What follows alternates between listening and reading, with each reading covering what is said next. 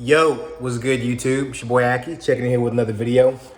I want to make a video. Just now got off the treadmill, so pardon me if I look a little tired and worn out. End of the day here at the office, and I want to make a video because I know I haven't made any deal case studies, and I know back when I was starting out, that was something that really motivated me, something that really felt like the investor that was giving me that deal story was giving back. So the past couple months have been crazy. The past 6 months have been my best 6 months ever in business. And I want to give back right now with giving you guys a case study, giving you guys a little bit of, motivation today on this Thursday. I know a lot of you guys are either starting out or you just might like watching case studies of investors that are doing deals. So yeah, this is one deal that I actually closed a few months back. It was for $42,000, and this was a virtual deal. This was the deal that I did actually in Maine, of all places. And I've never been to Maine. I don't know anybody personally in Maine, have no contacts on the ground in Maine. And this is a deal that obviously I did through virtual investing, which I had been talking about, for the past 6 months, and it was a great deal. So just want to talk to you guys about it really quick. So as you guys know, I've been doing a lot of inbound marketing, meaning Facebook, direct mail, and PPC. This deal in particular was actually a PPC lead, so straight from Google. The reason why I've been urgently touching on the inbound marketing is because, first off, I have been doing a lot of studying in different asset classes,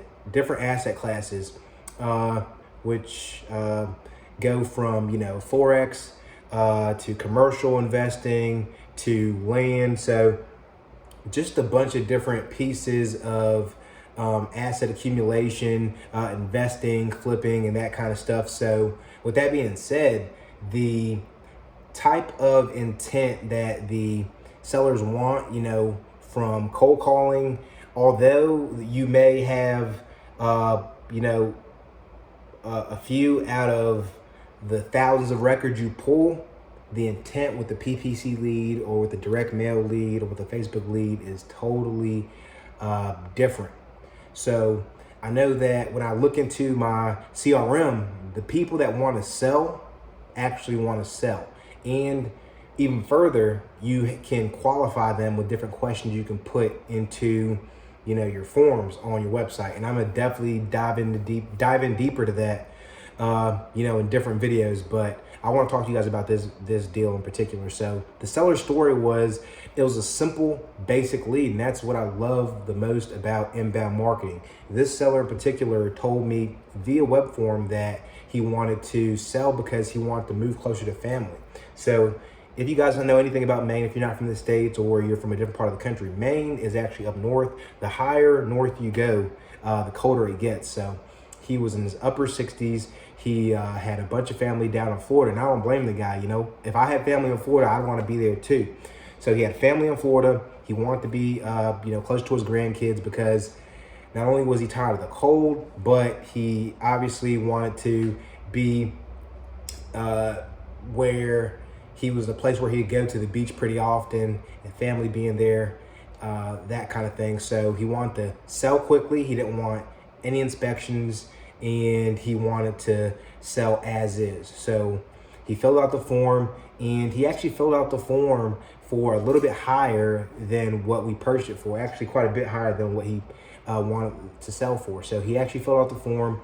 I believe he stated he wanted around 190 to 200. Forgive me if I don't remember, but I remember looking at the comps in the area, I saw different investors in the area had been paying, anywhere from 200 to 210, 215. So I knew for a fact that, my goal deal size is a minimum 25,000. Granted, like I told you guys, you want to help everybody, but at the end of the day, when you look at different things that can happen during a deal to break a deal down, you want to make sure that each lead you're talking with is going to be worth it. What do I mean by that? Well, liens come up where you may have to help out the seller and, you know, take that away from your profit. The buyer has to account for repairs. The buyer wants more profit. There's a myriad of things, those being a few, that could chop your deal size in half pretty quickly. So with this deal in particular, I got under contract on a Tuesday evening. You know, and I don't even know why I thought of doing this, but I did put it out on Craigslist, and I put it out in a myriad of ways. I have better ways of selling my deals now, but put it out there on the marketplace, put it out there in different investor groups, and talk with different people that could partner with me on the deal, or actually, you know, just buy my position. And on Craigslist, same day, somebody had contacted me and said that he wanted to go by and take a look at it because he knew the area, he knew the house because he actually had bought a house across the street and sold it previously, and he wanted to potentially buy this deal. And here's how I know that that this buyer was dead ass serious. So I had several different people contact me from Craigslist, and like, who in the world uses Craigslist anymore? Like I said, I don't even know why I use Craigslist, but here's how you know you want to sell to a certain person. Check this out. And, you know, me and my partner, and me and my buddies, you know, investors in Roanoke, just laugh about this kind of thing all the time. Whenever somebody says they want to crunch numbers and stuff like that, 9 times out of 10, it's every once in a while somebody has to crunch your numbers like legitimately. But I know whenever I go into a house and I want to buy it, you know, it's, you know, your numbers just off head, kitchens, 15,000, roof is $8,600. You know, different things, different parts of the house right off the bat. You're kind of doing the math in your head, and you kind of know if you want something or not. Whenever somebody says they want to crunch numbers, or they got to, talk to their partner or this kind of thing, you know, because you're an investor yourself, you know that they're not serious. They're not somebody with high intent, somebody that wants to move forward, somebody that can close quickly. So this guy in particular, we were supposed to have an open house on Sunday. This guy calls me 2 or 3 times same day, and then proceeds to, insist that he wants to get to the property. He knows the seller. He's going to be cool. He's not going to circumvent the deal. He's a realtor, and that he wants to get in before anybody else because he's going to be able to pay more than anybody else, and this kind of thing, and which he did, which was great. And this guy still contacts me to this day, like, hey man, you got any more deals? Because, in this market in particular, very high-end market, which I really like, which I send in direct mail to, very high-end market, and limited inventory. I'm looking at Zillow prices. Zillow prices are still coming into my email on a daily basis, and I'm like, damn. And I got several leads in the area, so hopefully one of them turns into another deal, because I like the high property values, because typically the higher property value, the higher your spread's going to be. That's just the way it goes in real estate. So this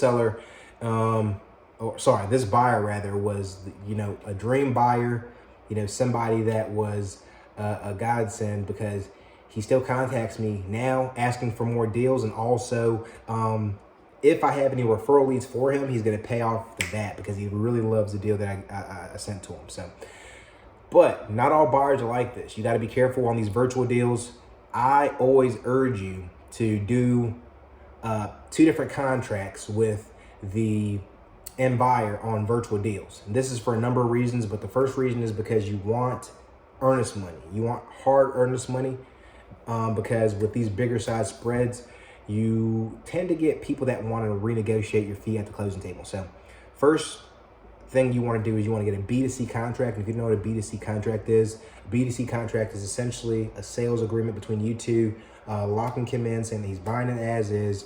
And if you don't do that, typically things fall apart. I just had a deal fall apart in a different part of the country where we signed their contract, and they had a way of backing out because of an inspection. So, just be wary of that, man. If buyers can't go by your rules, whenever deals don't go by your rules, they fall apart. And the past couple months, I've been having to get taught these lessons over and over and over again, because sometimes you get fancy, you think you can do all these deals at one time, and then you stop following the fundamentals in terms of, you know, having the buyers sign your contracts, go by your title company and these things, and because it's your deal, right? It's my deal. And if they don't go by these different guidelines, it's easy for things to fall apart. So I say all that to say, definitely want to use your own merits during the transaction. But yeah, man, that was this deal. The deal closed within 26 days, and ended up buying it for 165, selling it for 210. So did pay a little bit of closing costs. So, you know, great deal, great deal. So yeah, man, it was a deal that is my, it's my second biggest deal this year. My biggest deal this year I'm actually doing right now. I told you guys about it last week. It was a mobile home park. Believe it or not, we already have a buyer for it. So yeah, it's a commercial deal, big deal. Sold in 5 days, closing on it the first week of August. So if you guys have any questions about this deal in particular, I want to continue to do these deal case studies, breakdowns, and just let you guys know that you know it's possible. If you have not done a deal yet, then I just want to let you know that it is possible. If you're doing deals and you don't know if you want to continue to do deals, I want to let you know that, you know, don't feel discouraged, man. I've been in the game 4 years now, and, you know, every day something new comes up. Every day I'm learning something new. Every day I have to, you know, I'm still doing shit like this, you know, reading affirmations and stuff like that. You know, so every day it is something that you're gonna have to build towards. And always remember this, that saying you believe that you can do something doesn't necessarily mean you believe you can do something. You know, faith is not passive. Faith is active. Faith is consistently taking action, knowing that you're moving towards something. So never forget that. You can't have faith passively. You can't have faith and cross your fingers and hope that deals are going to fall in your lap or results are going to fall in your lap. Got to have faith, have a plan, take action, move forward, and get these results, man. We're halfway through the year, so if there's anything you need help with, you know, please let me know. Hit me up in the comment box below, and I will be sure to get back with you. And yeah, peace.